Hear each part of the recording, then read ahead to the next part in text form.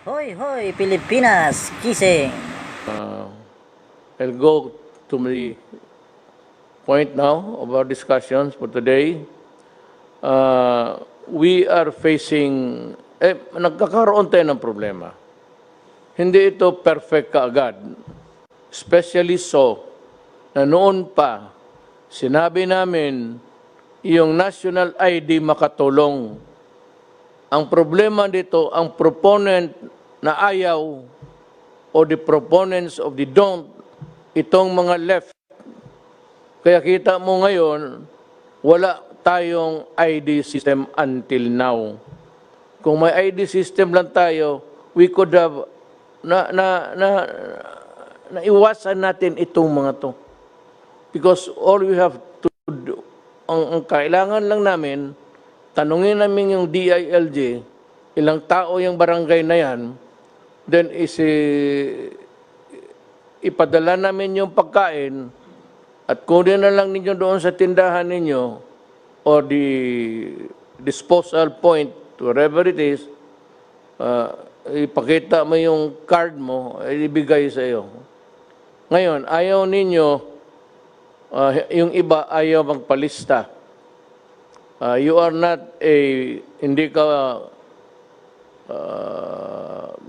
nakatira sa barangay na ito o nakatira ka sa barangay B or C.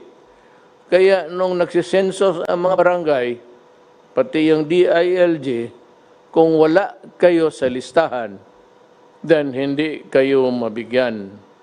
Hindi na kasalanan yan.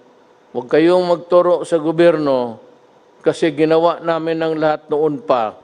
Kaya gusto nga namin may ID. Mananiwala naman kayo sa mga left, mga komunista. Sige. Doon kayo maniwala. May eleksyon na dadating. Doon kayo. Kasi mahaba pa to. Yan ang problema. So inaayos namin yan. Gusto ko lahat mabigyan. Ayaw kong may mamatay ni isang Pilipino na gutom. Kaya may another survey tayo. Madalian. Ang dapat yan barangay captain because that is your duty.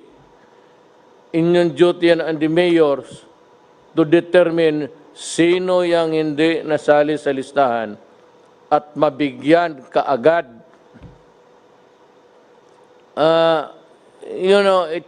May COMELEC listahan. Kayong mga flying voters noon, kung saan-saan kayo nagboto, ayan. Hindi namin malaman ngayon kung nasaan kayo. Pagtawag, wala naman kayo. So that is really a problem. It is a problem that confronts government. Problema ninyo, problema namin. But kung magdating na tayo sa laro ng sisiyan, the blame game, pag-unawa na sana ninyo kung ano ang talagang sitwasyon, yung totoong realidad ng buhay natin. Pagka ngayon, we're distributing to 18 million low-income families. And problema nito, everybody wants to have it too.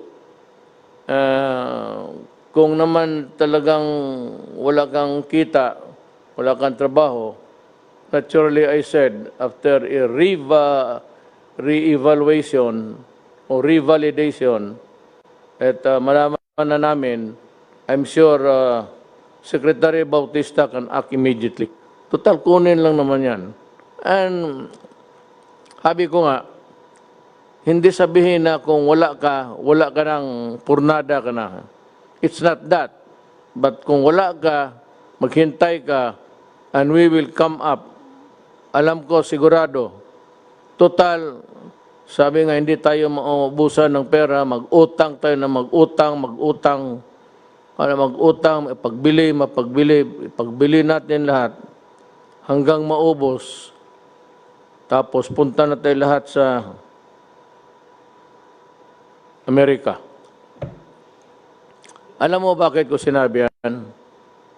Alam mo, I'd like to address may pinapatamaan ako, ang Pilipino mismo. Pati yung mga countries that traditionally have been lukewarm or refusing to understand or causing problems for other nations, Amerika. Ngayon, ganito ang problema namin. America is part of the problem of the Filipinos now. Kasi sa karaming tinamaan sa kanila, marami ng patay, baski sino na lang, nanawagan sila, basta yung nurse, mga nurse, sige, punta kayo sa embassy, i-process nila ang visa, one day, kinabukasan, lipad ka na. So, yung tayo naman, ang task force ganito, wag kayong umalis lahat, either may gusto o wala, kagustuhan mo, ayaw mo, dahil mangangailangan, there's no end in sight. Anong katapusan nito? Wala pa. And our numbers are increasing. From the 200 lang na ngayon, it has ballooned. Umabot na ng 4,932 cases. Ang nag-recover, 242. Ang patay, 315. Okay na to. Bakit? Hindi kami napapahiro. Gobyerno yon. Nag-decide na mag-lockdown tayo. So yung mga turista galing China, galing Asia, hindi na natin pinapasok. At sinira ko na kaagad. So wala nang pasahan ng sakit. Na minus. Nakita mo sa Philippines, tayo ngayon ang second. The Philippines has ang patay 315, Malaysia 76, Indonesia 373, Thailand 40, Singapore 8, Vietnam 0, Brunei 1, Cambodia 0, Myanmar 4, Laos 0. Yan ngayon. So, aya ko na sa ibang lugar. Ito, ASEAN lang to. Sa ibang lugar, libo na ang patay nila. And one day, America died about, nung isang araw, 1,000. Yesterday, 2,000. Today, yesterday. Araw yan. So, ngayon, nangangailangan kayo ng nurse, express. Kami naman dito nakakabuhan kasi wala kaming pangbigay kasing laki. So, ang mga nurse natin, naintindihan ko yan eh. Self-preservation yan. So, kailangan magtrabaho sila. May trabaho ngayon sa Amerika, di pupuntahan sila. Ang problema itong Amerikano. You could have relied on your own human resource. Ibig sabihin, dapat kayo umasa sana sa sariling mga tao ninyo. Ngayon, kinakaltasan mo ang Pilipinas, pagdating ng panahon magkulang, sorry na lang tayo. But I cannot, hindi ko sinisisi. Hindi ako galit. Wala akong emotions actually about this. But kung gusto ninyong, kayong mga nurse na Pilipino, gusto niyo magsilbi sa ibang bayan, sa ibang tao, okay lang sa akin. Ito lang tandaan mo, pagdating ng panahon, kung maghirap kami, hindi natin alam ngayon, pa-increase ng increase. First wave ba ito? So, kayo na lang mag-intindi. Wala akong... Yung sinabi ni Teddy Boy na hindi natin mapigilan ang pag-alis ng mga Filipino to honor yung kontrata, kasi may kontrata na, impairment of obligation of contracts, at saka yung the right to travel. Ako, I'd like to take the opposite view. That itong ganito, sa ordinary times, talagang hindi kayo mapigilan. At walang makasabi sa inyo, umalis kayo o huwag kayong umalis, tanggap kayo, magpirma ka ng kontrata. Pero alam mo, during an emergency, yung sa ibang bansa, ngayon ng China, pag sinabi ng China, para. Pag sinabi ng China, bukas. Ngayon yung Hubei, saan nanggaling doon yung itong corona, naka-lockdown. Ngayon open na sila. Open ang airport. Kasi nung sinabi ng authority na si Jinping, stay home for 59 days, naputol nila ang... Wala talagang lumalabas ni isa. Eh, alam mo naman sa China, delikado ka doon. Pag sinabing ganon ka. Pag hindi, diyan ka sa... alam mo na, it's a communist regime. I'm not trying to say that it's not a democracy. It is a communist regime at it demands total obedience. Hindi ka pwede doon magsabi, hindi. Huli ka. Dito hindi ko magawala yan kasi demokrasya, papasok ang human rights, nandiyan sila Jokno, mas marunong sa mga human rights sa mga left. Kaya nito ni Sarate, daldal ng intelligence fund na wala hangin. We will start giving the aid to those who are not in the list. DSWD.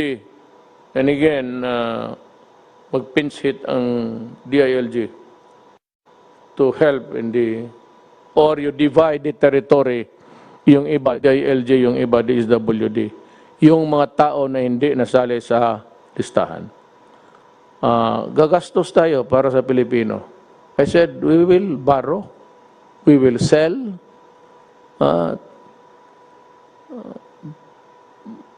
pati sinong gusto yung Mount Apo, maganda yan.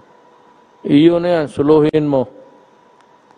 May butas yan doon sa taas, pumasok ka. Maganda ang cave doon.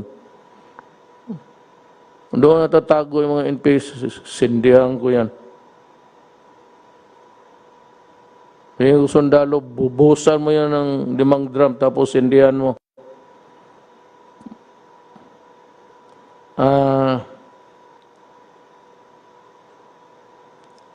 Ika nga, sabi dito, you cannot flog a dead horse. It meaning, paano mo papakainin yung kabayo kung patay na? So, hindi o kayo kabayo.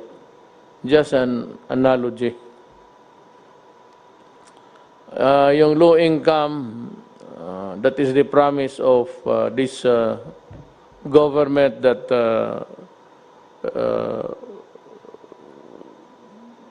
we will try to I would ask Secretary Sani to talk about this.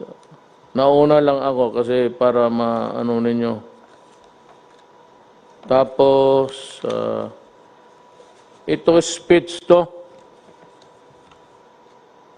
Hindi ako nag-i-speech ako pero istorya lang speech. Lalo tayong mamatay nito. May isa pa, yung discrimination ng mga health workers. Alam mo, pag tinamaan kayo ng COVID, didiretso kayo sa ospital, pagkagrabe na kayo. Sino nagsusugal ng buhay nila doon? Yung mga doktor pati yung health workers.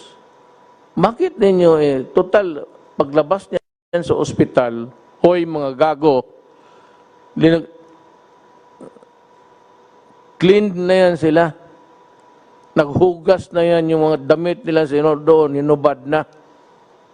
Hubad lahat, walang naiwan. Panibago. So huwag ninyong i-discriminate yan. I'd like to order the police. If there's a report of somebody harassing or facing a discriminatory act, you arrest the person. Huwag mong bitawan hanggang hindi ko sinabi na bitawan. Tawagan ko lang kayo kung panahon na lalo na yung binabato yung bahay, hulihin mo, dalhin mo sa bikutan, huwag mong i-release. Ngayon, kung idemanda ka, sabihin mo, ako, ituro mo sa korte siya. Okay lang yan. Total lang. At yung sa priso naman, huwag mong pakainin. Hayaan mo magutom. Titigas ng ulo ninyo. Yung mga tao, nagsusugal na po, naghihirap, tapos ganunin ninyo. Kung ganun, huwag kayo magpa-hospital.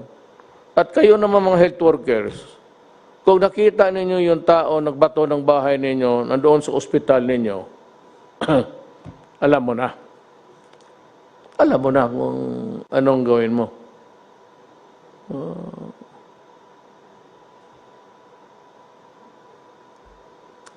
Ang isa pa dito may problema kasi yung reported na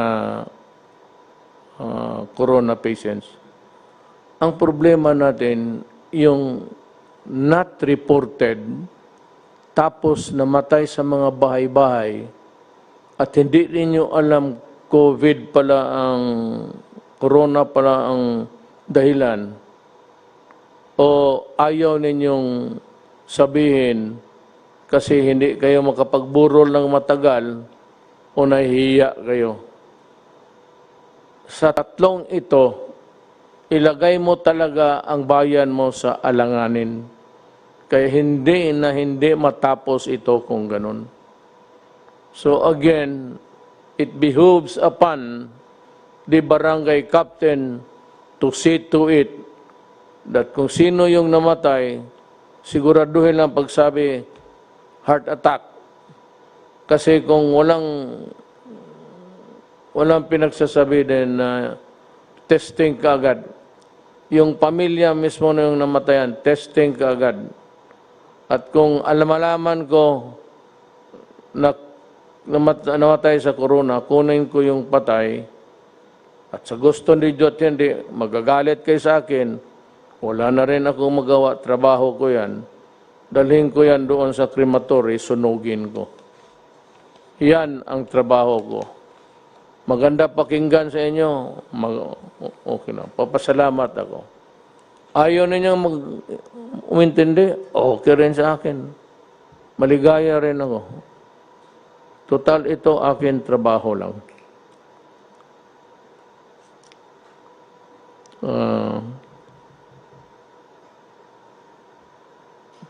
Yan means yung cruelty. Not at this time. We need to treat the sick. We have to feed our people. And we need the frontliners, nurses, doctor, lahat, health workers, nakapagtrabaho na may kooperasyon sa inyo. Sabihin ko sa inyo, hulihin kayo, dalhin kayo sa bikutan, at huwag i-release. Hanggang ngayon hindi matapos ang COVID. Bahala kayo sa buhay ninyo. Hiningi ninyo eh. Nang itong pagkukulang, may mga medisina kasi, o yung mga kits, testing kits, na kailangan natin. Maybe Joy Concepcion will explain it to us. Tanggalin mo lang yung kanang mamatay, mayaman ka naman. Maraming pera. Mr. President, so Sandali, tapusin ko lang itong, kunti na lang. Itong namatay, na hindi tinanggap ng 6 na hospital. I don't know if this is true. For example, there is a patient in the city of Cabanatuan who was refused admission by 6 hospitals. Alam mo, guys, alam ninyo mali yan. So, pag totoo yan, I will really ask the Justice Department to prosecute you. Kasi alam ninyo na hindi pwede yan. Especially the government hospital. Mayroong gobyerno. You could have just look for a house there na o kwarto kung saan adjunct din sa ospital at sanitize na ninyo at doon ninyo nilagay. Paano yung mga Pilipino na ganun? Kaya lahat na magkasakit, heart attack, appendicitis, pumutok ang kung anong puputok dyan, pumutok yung utak, especially government hospital, my order is must accept admission. You fail on that, I will relieve all of you sa hospital. And you consider yourself suspended because the written order will follow. Itong sa swab, mayroon nga noon sabi hindi mabili kasi ito, ganito, kulang sa health assessment. So we do not have that certification and I cannot wait until all Filipinos die. Sabi nila, hindi daw, and there are some objections ng mga immune doctors. Look, if you have a better way of dealing with the problem, tell us, please. Kung kayong mga left, may mabuti kayong paraan, sige kayo dito. Sabihan ninyo itong mga trabahante, sila General Galvez, Sunny Dominguez, and we will accommodate you and do exactly what you would advise us to do. But if you do not have a better way of dealing with this problem, then I said, kindly step aside and keep quiet.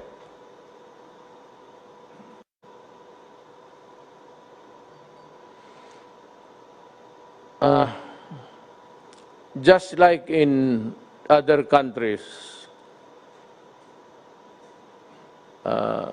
yung iba na sumunod talaga, kagaya ng Korea, yung may disiplina na bayan, alam mo, medyo humina sila. Pero sa Amerika, kasi maraming hindi rin sumusunod, at Pilipinas, hindi tayo bumaba. Tumaas tayo from a few hundred to 1,000 now, 4,932 as of 4 p.m. today. Ngayon, April 13 at 4 p.m. The record stands like this. Number of cases, 4,000. Ulitin ko ito para papasok sa utak ninyo. 4,932. Ang nag-recover, 242. Ang patay, 315. Mas marami ang patay kaysa naka-recover. At yung recover na yan, it's not a recovery of 1 day, 2 days. Stay in the hospital or you stay where you are. If you are treated, you might pull through. That leaves me to two matters, actually. One is that I would advise the checkpoints not to be dismantled, especially by the police, but this is my order. Do not stop motor vehicles carrying food and other vegetables from the province. We've waved them through and do not delay their journey because people are waiting for the supplies. Second is that there is a kind of a raucous now regarding the procurement of the PCR testing kits of 900 people. Censure kits and other kits, inactivation supplies, PRC consumables, 7 PRC machines, 10 automated extracting machine, and 10 biomedical freezer, additional equipment for subnational and regional testing laboratories. Kasi itong ano dito, when you use public funds on anything that's medical or medicine, you want to have the health assessment. I think it comes from the Department of Health. But unfortunately, until now, they're still debating on the efficacy of the rapid test we would like to buy. Alam mo, there is no FDA ruling yet because they cannot act on it without the assessment, health assessment of maybe the entire country before they would act on it, ang FDA, which I can understand. But yung assessment na galing sa DOH or a section of that department handling the assessment of the entire health spectrum, it's been there and nobody seems would like to act on it with in a jiffy. Parang ano pa sila, dalaw-dalawang isip. And there's a rule that we cannot use public funds to buy medical supplies, medicines, without the FDA signal. So, there's a hostage yung mga rapid tests we would like to buy. I will take the risk. I will order the health department and everybody. In the meantime, private sector is doing it. Maybe we can take over someday or do it all together with your help. I am clearing the way by ordering the purchase. Total, walang FDA local. But what we are trying to buy outside is approved by the FDA, United States of America. So in a sense that almost all of what we eat by products of all sorts, pagka meron ng FDA approved, there's in the box FDA and galing Amerika, kumpante naman tayo niyan. As a matter of fact, I do not really believe that they would do more testing. Ganoon lang yan. So, pagka walang yung assessment galing doon sa baba sa DOH, hindi natin mabili. I'm clearing the way. I will ask Secretary Duque to talk to the people in charge, si Secretary Galvez. And they can proceed to buy it immediately, as fast as you can really do the procurement at this time. Take note of the fact that we are all in this, the entire world. We might not have the supply. And also my fear that kung nandyan yung antibody, of course the rich nations will get it first before we can. And that I placed a condition there na kung nandyan na yung antibody available na sa market dito and that's being sold in quantity, in numbers, then I'm inclined to maybe at that time lift the lockdown. Yes, Secretary Morales. Mr. President, we might have a solution to the problem. Yung limitation po natin is because of the Universal Health Care Law.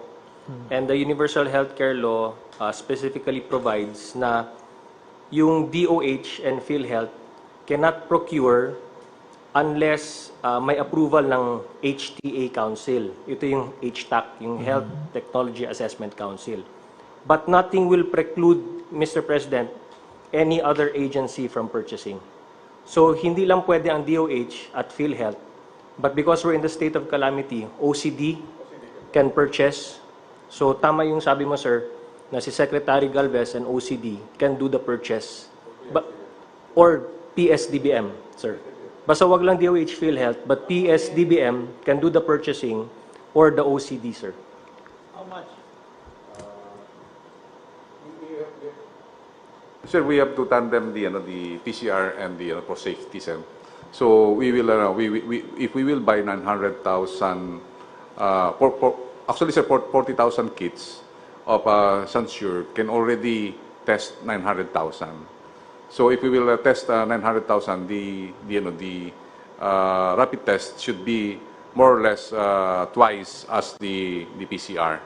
So the PCR that we will be buying worth 3.3 billion to include all the capacitation of more or less 28 nationwide accredited civilian and private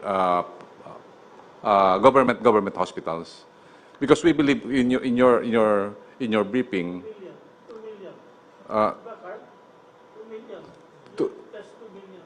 2 million. Actually, we will test on a rapid test 2 million and 900,000 for the PCR for the confirmatory. So that's the we have to have really to have a safety for the false positive and false negative with the PCR, and also in order for us also to test the efficacy of the rapid test. So that's the point, sir, that we have to really to buy both. The PCR and all the automated retraction and including the freezer, it costs us 3.2 billion. I already submitted it to PSDBM for the immediate procurement. The rapid test we have not yet because we have to sir, we have to be careful. There are rapid tests that sometimes it really gave us a false sir. Merong mga rapid test na sir na kailangan natin talaga na FDA approved. Sec, I can answer that. If you buy in volume the recent purchase of Ayala, you can get it anywhere between $5 to $7. If you buy $1 million worth, it will go down that low. So it is based on volume. You can get it much cheaper if you get it on volume. There's one FDA brand that was purchased recently by Ayala. But you have to buy a bigger quantity. I asked DTI to canvass all the different rapid tests, IgG and IgG. They have a list there, and I can have them send it to you. But the price goes down if it's really in a big volume. Well, I said you can go ahead and buy it immediately. You have my clearance. Okay. So there you are. Sana na napaintindi ko sa mga kababayan natin kung ano ang ginagawa natin and what are the things that we intend to do in the future. This corona is it's a wild card sa health ng tao. So we do not know how this will end, when, but for lack of a better way of protecting the people, that is except by asking you to go inside your houses with my assurance that when the antibody that's being, I said, it has passed the medical tests o yung clinical test nila, it's ready to be sold by May. Kung makita ko nandyan at magkaroon tayo ng supply, then I am ready to live. Kasi wala talagang vaccine. It might come, it might not. But itong antibody, which have been manufactured outside of the human body, parang killer ito na just like the antibiotic. Talagang bibirahin niya yung bacteria. Ito naman yung virus, yung katawan lang natin. But, for whatever it is really worth, we have to thank these guys for coming up, and whether the efficacy is really sort of hangs in the balance. But with the assurance that they have tested it medically, I am sure that we're able to come up with something, buy it, and if I think that it is really there for good and can help people, then I am ready, I said, to lift the lockdown. Rolly, as wala ka namang problema, Roll. Everything is smooth. I said, the middle class, your patience, yung hindi nakakain, I give it to the barangay captains and the mayors to supervise and look for those guys who are there in the periphery of the barangay, not exactly inside, and that is why maybe they were not included in the listing. Look for those guys in the periphery or distancia. Sometimes you have to walk about 5 or 10, not really 10, 5 or about 2 kilometers sa bukid. That is the average between one house to another.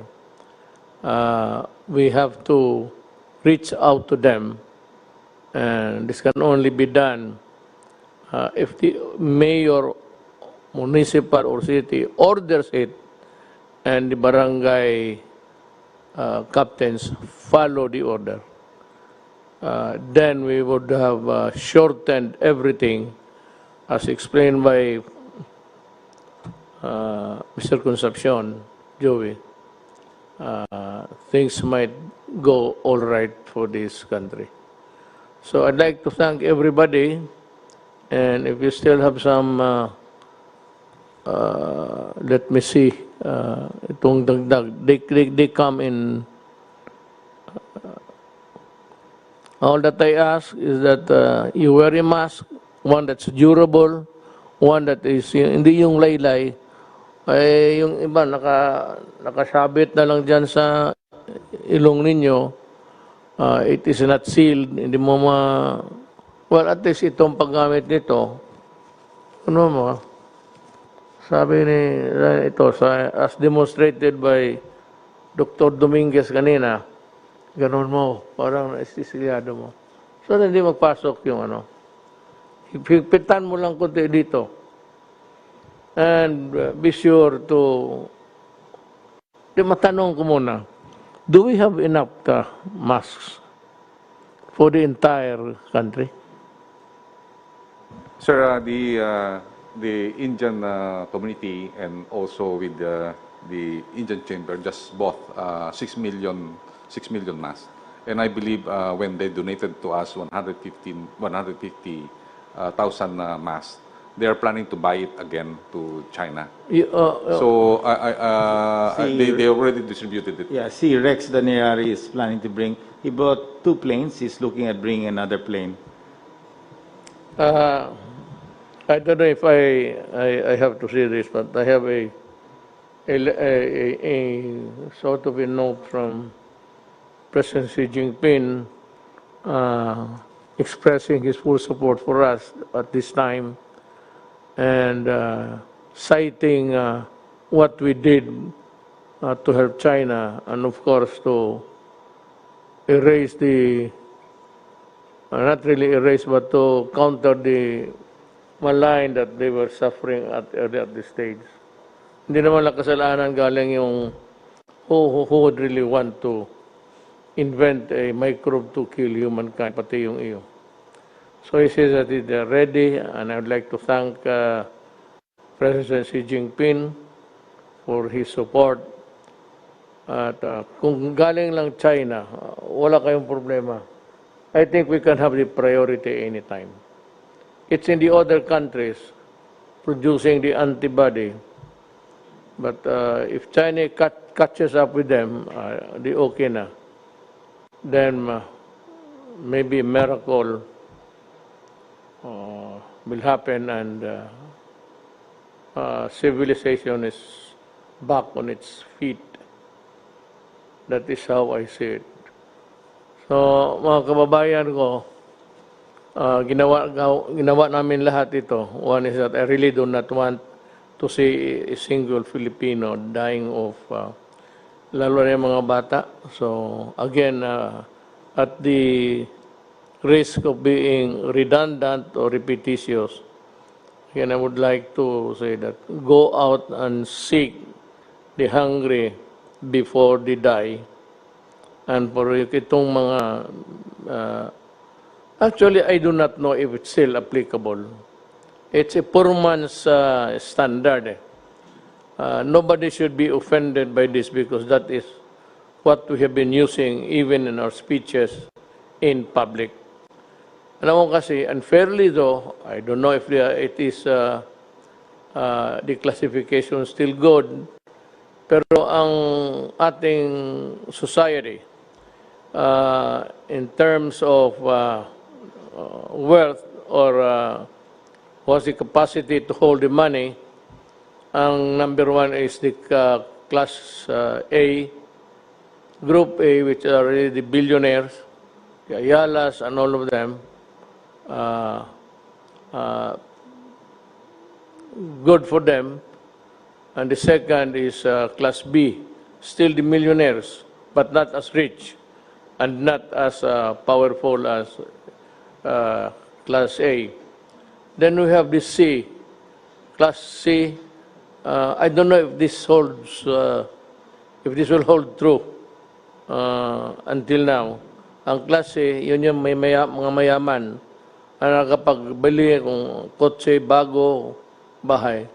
Ang class D, you have to divide this. Upper D, yung may mga trabaho at wala masyadong utang. At ito namang lower, class D, lower. Dalawa yan, division, na kailangan talaga ng tulong. At yung nagbabayad, I said that it was Governor Remulla who suggested it first. It was just also a prayer to government na this group or this class of people should be looked into and receive assistance. So I said we study and we might be able to produce the money. Sunny is doing his best, and I said, ang ano lang is we can still borrow, but pag wala na, then we start to, kung ano yung mga bagay-bagay natin. Kaya nga meron kang ano dyan to save for the rainy day. I mean, everything is almost gone, and there is nowhere a source that you can find. We can always start selling the properties. Yung sino yung makabili ng cultural center, parang palasyo yan. Pwede mong gawin palasyo, nandiyan ka sa trono. Then, marami yan. The whole of Dewi Boulevard, marami tayong lupa dyan. And it's itong the peripheral lands around PICC. Pati yung cultural center. So, yan ang sinasabi ko. Ang problema is wala pang vaccine. That should be the number one cure, actually.